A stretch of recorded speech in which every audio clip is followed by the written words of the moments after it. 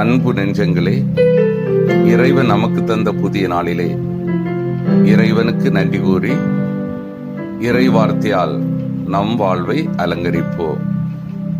இறைவன் நம் அனைவரை நிறைவாக ஆசீர்வதித்து பாதுகாத்து வழி நடத்துவாராக.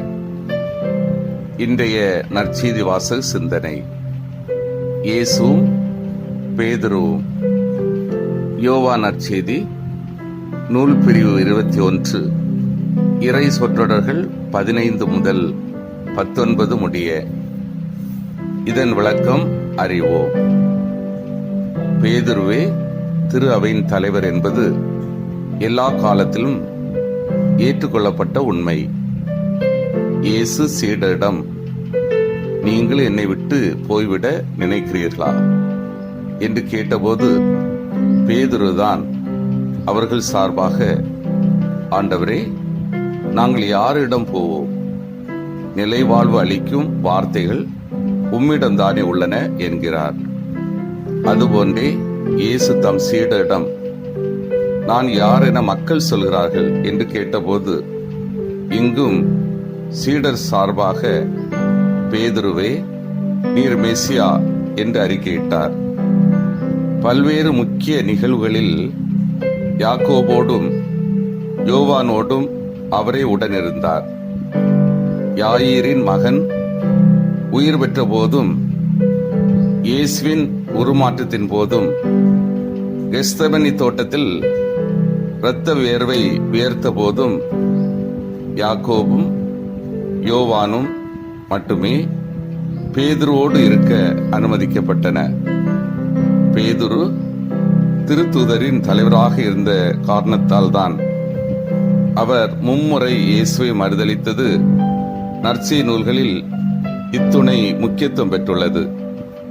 இறுதியாக இயேசு உயிர் தெழுந்த பின் அவர் இயேசு மீது கொண்டிருந்த அன்பை மும்முறை அறிக்கையிட்டு இயேசுவின் மந்தை நாட்டுக்குட்டிகளையும் ஆடுகளையும் மேய்க்கும் பெரும் பொறுப்பை பெற்றுக் கொள்கிறார்.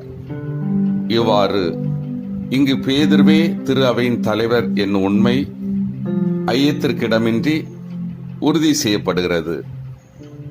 அன்பார்ந்தவர்களே, பேதுருவின் வாழ்விலே இயேசுவிடம் அன்பு இருந்தது. அதே நேரத்தில் இயேசுவின் துன்ப நேரத்தில் மறுதலித்து பாவியாக மாறிவிடுகிறார். இயேசு அவரை கைவிடவில்லை. இயேசு தனது கேள்விகளால் அவர் தனது தவறை உணர்ந்து திருந்துவதற்கான வழிகாட்டுதலை செய்கின்றார். இயேசுவின் அன்பிலே தனது தவறை உணர்கின்றார். அவரது அன்பின் ஆழமான சூழ்நிலையில் செயல்படுகிறார். தனது உயிரை இயேசுக்காகவும் இயேசுவின் இறையாட்சி பணிக்காகவும் முழுமையாக கையளிக்கின்றார். இன்றைய காலச்சூழலிலே நமது வாழ்விலே நிறைகள் உண்டு, குறைகள் உண்டு. நிறைகளை வளர்த்துக் கொள்வோம். இயேசுவின் பணிக்காக அவருக்கு எதிராக செய்யும் குற்றங்களை உணர்ந்து திருந்துவோம். இயேசுவின் இறையாட்சி பணிக்காக தூய்மையான, நேர்மையான, உண்மையான வாழ்வால் சான்று பகர்வோம். சிந்தித்து தியானித்து செயல்படுவோம்.